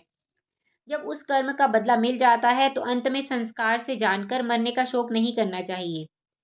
संसार स्वप्नवत है, जिसमें आवागमन सा चलता रहता है। जिस तरह मनुष्य को स्वप्न में अनेक वस्तुएं दिखाई देती हैं, लेकिन जागने पर कुछ नहीं मिलता, तब वह जानता है कि यह सब स्वप्न की बातें झूठी हैं। उसी तरह संसार में जब तक मनुष्य को ज्ञान प्राप्त नहीं होता, तब तक वह अज्ञान रूपी निद्रा में अचेत रहता है। सो आप इस बात को समझकर शोक छोड़ दो। उस समय राजा ने पुत्र के शोक में डूबे रहने से किसी ऋषिवर को नहीं पहचाना था, इसलिए उनसे पूछा कि तुम लोग कौन हो? तब अंगिरा ऋषिवर ने नारद आदि ऋषिश्वरों का नाम बतलाकर राजा से कहा, मैं अंगिरा ऋषिश्वर हूँ। मैंने आपके यहाँ पुत्र होने का उपाय करके पहले ही कह दिया था कि पुत्र उत्पन्न होने से तुम्हें हर्ष व विषाद दोनों होंगे। तो अब आप अपने हृदय को धैर्य देकर मेरे वचन का विश्वास करो कि हानि व लाभ सब भगवान की इच्छा से ही होते हैं। उसमें कोई तिल भर घटा बढ़ा नहीं कर सकता। इसलिए आप हरि चरणों में ध्यान लगाकर अपनी मुक्ति का यत्न करो। इस झूठे संसार की माया को छोड़ दो जिससे तुम्हारा कल्याण हो। 16वां अध्याय। श्री शुकदेव जी बोले, हे राजन, राजा चित्रकेतु बड़ी रानी समेत उस बालक के शोक में ऐसा व्याकुल था कि ऋषिवरों के समझाने पर भी उसका शोक नहीं गया। जब उसने आंख खोलकर अंगिरा और नारद मुनि को पहचाना, तब उनके चरण अपने आंसुओं से धोकर विनय पूर्वक कहा, हे महाराज, एक बार किसी तरह इस बालक को जिला दो तो मुझे धैर्य हो। यह वचन सुनते ही नारद मुनि ने अपने योग बल से उस बालक की जीवात्मा को बुलाकर आकाश में खड़ा कर दिया और राजा व रानी के सम्मुख उसने कहा कि तुम अपने शरीर में आकर माता पिता के शोक को दूर करके इन्हें सुख दो और सातों द्वीपों का राज्य करो। तब वह जीवात्मा चित्रकेतु से क्रोधित होकर बोला, यह मेरे किस जन्म के माता पिता हैं और मैं किस जन्म में इनका बेटा हूँ। संसारी व्यवहार सदा से यूं ही चला आता है। जिस तरह मनुष्य दान करने से उसको अपना जानते हैं परंतु वह किसी का नहीं होता, उसी तरह जीवात्मा भी 84 लाख योनियों में भ्रमता है परंतु वह किसी के अधीन नहीं होता। इसलिए मेरा व इनका कुछ नाता नहीं है। पूर्व जन्म में मैं और चित्रकेतु दोनों मनुष्य राजा होकर आपस में लड़ते थे। जब मैं अपनी सेना कट जाने से भरभंड के वन में जाकर छिपा, तब इसने वहां आकर मेरा मस्तक काट लिया था। उसी कारण इस जन्म में मैंने पुत्र होकर इसे दुख दिया। जब ये सब स्त्रियां अपने पिछले जन्म में 1 करोड़ चूटियां होकर एक मांद में रहती थी, हमने दातोन करते समय उनके बिल में पानी गिरा दिया तो वे सब मर गई। इसी कारण इन्होंने इस जन्म में मुझे विष देकर अपना बदला लिया। इसी तरह सब जीव संसार में जन्म लेकर एक दूसरे से अपना बदला लेते हैं। ऐसा कहकर वह जीवात्मा चली गई और ये बात सुनकर राजा व रानी का शोक छूट गया। 17वां अध्याय। शुकदेव जी बोले, हे परीक्षित, एक दिन चित्रकेतु अपनी स्त्रियों सहित विमान पर बैठकर विहार कर रहा था। उसने देखा कि कैलाश पर्वत पर महादेव जी पार्वती जी को अपनी जंगा पर बैठाए हुए भृगु आदि ऋषिश्वरों को ज्ञानोपदेश कर रहे हैं। उसने महादेव जी को देखकर ही हंसकर कहा कि देखो, इन्होंने तपस्वी ब्रह्मज्ञानी एवं जगत गुरु होने पर ऐसी लज्जा छोड़ दी है कि विषय मनुष्य के समान स्त्री को भरी सभा में जंगा पर बिठाए हैं। संसारी जीव भी अपनी स्त्री को अकेले में लेकर बैठता है। ऐसा वचन सुनने पर भी महादेव जी हंसकर चुप ही रहे, परंतु पार्वती जी को बड़ा क्रोध आया। उन्होंने शाप दिया कि तुम दैत्य योनि में जन्म लेकर कुछ दिनों तक इस तरह हंसने का दंड भोगो। चित्रकेतु ने उस शाप को अपने मस्तक पर चढ़ा लिया और विमान पर से उतरकर पार्वती जी को प्रणाम करके बोला, हे माता, तुम्हारा शाप मुझे सहर्ष स्वीकार है। श्री शुकदेव जी बोले, हे राजन, वही चित्रकेतु पार्वती जी के शाप से वृत्तासुर दैत्य हुआ। 18वां अध्याय। शुकदेव जी कहने लगे, हे परीक्षित, अब मैं सविता देवता आदि की संतानोपत्ति का वर्णन कहता हूँ, सुनो। उसे तुम सुनो। सविता देवता की पृश्नी नामक स्त्री के अग्निहोत्री 3 पुत्र और सावित्री आदि 3 कन्याएं, भग देवता की सिद्धि नामक स्त्री से 2 पुत्र तथा 1 कन्या, धाता नामक देवताओं के यहाँ उर्गादिक 4 कन्याएं और पूर्णमास आदिक 4 पुत्र, अग्निदेव के यहाँ कृतिका नामक स्त्री से पुरीश आदिक पुत्र हुए। वरुण देव की चर्षणी नामक स्त्री से वाल्मीकि आदि ऋषीश्वर उत्पन्न हुए। मित्रा वरुण देवता का वीर्य उर्वशी नामक अप्सरा को देखकर पृथ्वी पर गिर पड़ा था, अतः उस वीर्य को घड़े में रख देने से अगस्त्य एवं वशिष्ठ जी ने जन्म लिया। इंद्र की पुलोमा नामक स्त्री से जयंत आदि 3 पुत्र हुए। वामन भगवान की कीर्ति नामक स्त्री से सुभग नामक पुत्र हुआ। कश्यप की दीति नामक स्त्री से हिरण्यकश्यप एवं हिरण्याक्ष 2 पुत्र हुए। हिरण्यकशिप की क्यादु नामक स्त्री से सिंहिका नामक कन्या और सिंहलाद प्रहलाद यह 3 पुत्र हुए। सिंहिका नामक कन्या विप्रचित्ति नामक दैत्य को ब्याह दी, जिससे राहु नामक दैत्य हुआ। सिंहलाद का पुत्र पंचजन तथा प्रहलाद का पुत्र वातापा नामक दानव हुआ, जो अगस्त्य जी द्वारा मारा गया। प्रहलाद के महिषासुर तथा वाशकल 2 पुत्र हुए। प्रहलाद का 1 पुत्र विरोचन हुआ। विरोचन की देवी नामक स्त्री से राजा बलि के वानासुर आदि 100 पुत्र हुए। कश्यप की स्त्री दिति से मरुदगन आदि 49 पुत्र उत्पन्न होकर देवराज के समान देवता बने। इतना वृतांत सुनने के बाद राजा परीक्षित ने पूछा, हे शुकदेव मुनि, दिति के पुत्र दैत्य होते हुए भी इंद्र के समान देवता कैसे हो गए? अतः आप कृपा कर उस कथा को कहिए। श्री शुकदेव जी बोले, हे परीक्षित, जब श्री नारायण जी ने वाराह तथा नरसिंह अवतार धारण किया, तब दिति के तीनों पुत्र हिरण्याक्ष एवं हिरण्यकशिपु का संहार कर दिया। तब दिति ने अत्यंत करुणा करते हुए अपने हृदय में सोचा कि मेरे दोनों पुत्र तो इंद्र ने मरवा दिए, अतः अब मुझे ऐसा कोई उपाय करना चाहिए जिससे मेरे यहाँ इंद्र को मारने वाला पुत्र उत्पन्न हो। इसी कामना से दिति अपने पति कश्यप जी की सेवा बड़े प्रेम से करने लगी। तब एक दिन कश्यप जी ने उससे प्रसन्न होकर कहा हे दीति, मैं तेरी सेवा से बहुत प्रसन्न हूँ, अतः तुझे जो अच्छा लगे वही वर मांग ले। पति के ऐसे वचन सुनकर दीति ने हाथ जोड़ते हुए कहा, हे नाथ, यदि आप मुझ पर प्रसन्न हैं तो मुझे वही वरदान दीजिए कि मेरे एक ऐसा पुत्र हो जो इंद्र को मारकर सदैव अमर बना रहे। दीति के ऐसे वचन सुनते ही कश्यप जी ने उदास मन में विचार किया कि मैं वचनबद्ध हो चुका हूँ, अब क्या करूँ, क्योंकि इंद्र श्री नारायण जी का परम भक्त है, अतः उसके प्राण लेना उचित नहीं और मेरा वचन भी मिथ्या नहीं हो सकता। ऐसा मन में विचार कर कश्यप जी बोले, हे दीति, यदि तू गोप मास अघन व्रत करे तो तेरे अवश्य ही ऐसे पुत्र की उत्पत्ति होगी। यह बात सुनकर दीति ने कहा, हे स्वामी, आप मुझे उस व्रत की विधि बतला दीजिए, मैं उस व्रत को अवश्य ही करूंगी। कश्यप जी बोले, हे दीति, गोप मास के शुक्ल पक्ष से उस व्रत को प्रारंभ करके नित्य प्रति ब्रह्मचर्य से रहे। इस व्रत में दिन में सोना, नग्न होकर स्नान करना, शूद्रों से संभाषण करना, सिर के बाल खुले रखना तथा मिथ्या भाषण करना वर्जित है। हर समय शुद्ध रहें। श्री लक्ष्मी नारायण जी एवं सावित्री आदि सतियों की विधिवत पूजा 1 वर्ष पर्यंत नित्य करनी चाहिए। इस प्रकार यदि तू यह व्रत करे तो तेरे ऐसा पुत्र उत्पन्न हो सकता है जो इंद्र को मारकर अमर बना रहे। परंतु श्री नारायण जी की ऐसी इच्छा ना हुई तो तेरे व्रत में विघ्न पड़ जाएगा। ऐसे वचन सुनकर दीति प्रसन्न होकर विधिवत व्रत करने लगी। जब इंद्र ने यह समाचार सुना तो वह अत्यंत भयभीत होने लगा और हृदय में सोचा कि यह तो निश्चय ही मेरी मृत्यु का संयोग बन पड़ा है, अतः अब मैं किसी प्रकार जीवित नहीं रह सकता। ऐसा मन में सोचकर इंद्र ब्राह्मण का रूप धारण कर दीति के घर गया और 8 पहर उसकी सेवा करने लगा। दीति उसकी सेवा से बड़ी प्रसन्न रहने लगी। जैसे ही व्रत समाप्त होने के दिन नजदीक आते जाते थे, वैसे वैसे ही इंद्र को अधिक सोच बढ़ता जाता था। जब उस व्रत के समाप्त होने में केवल 4-5 दिन शेष रह गए, तब श्री नारायण जी की इच्छा से एक दिन दीति सिर के बाल खुले छोड़कर झूठे मुंह ही सो गई। ये दोनों बातें इस व्रत में वर्जित हैं। यह सोचकर इंद्र अपना छोटा रूप धारण कर वज्र लिए हुए दीति के घर में प्रवेश कर गया और गर्भ में जो बालक था उसके 7 भाग कर दिए। जब वे सातों रुदन करने लगे तब इंद्र ने पुनः एक एक करके 7 भाग कर दिए, परंतु भगवत कृपा से एक भी नहीं मरा।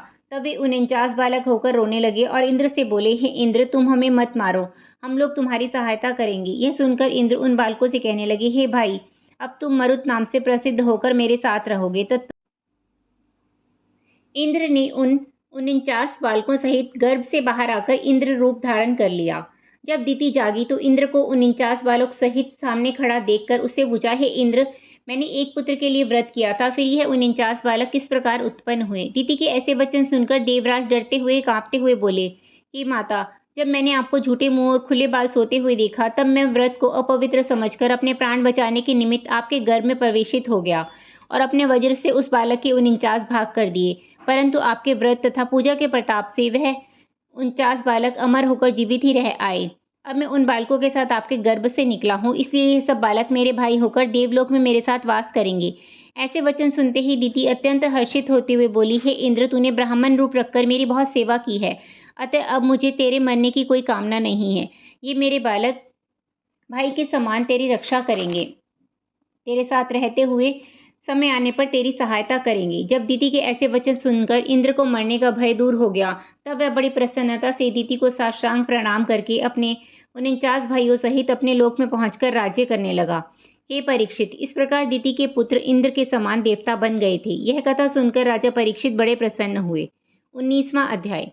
इतनी कथा सुनकर राजा परीक्षित ने पूछा, हे महाराज, इस व्रत का बड़ा ही प्रताप है, अतः कृपा कर इसकी विधि बतलाइए। श्री शुकदेव मुनि बोले, हे राजन, जो स्त्री यह व्रत करना चाहे वह अपने स्वामी से आज्ञा लेकर गोपमास अघन में अमावस्या को स्नान करके पहले मरुत देव की कथा श्रवण करे, तत्पश्चात शुक्र द्वारा खोदी मिट्टी शरीर में मलकर स्नान करे, फिर दूसरे दिन से व्रत प्रारंभ करके ब्रह्मचर्य का पालन करे और शास्त्र अनुसार प्रतिदिन श्री लक्ष्मी नारायण जी का पूजन करके हाथ जोड़कर उनके मंत्र से स्तुति करे।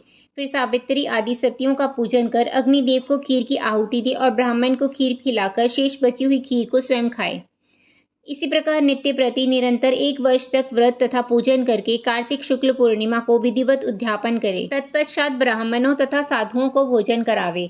उद्यापन कराने वाले आचार्य को शय्या दान, गौ तथा द्रव्य आदि देकर प्रसन्न करे। इस प्रकार व्रत करने वाली स्त्री देवता के समान पुत्र प्राप्त करके सदैव सावित्री के समान रहती है। जगत में उसके सब मनोरथ पूर्ण होते हैं।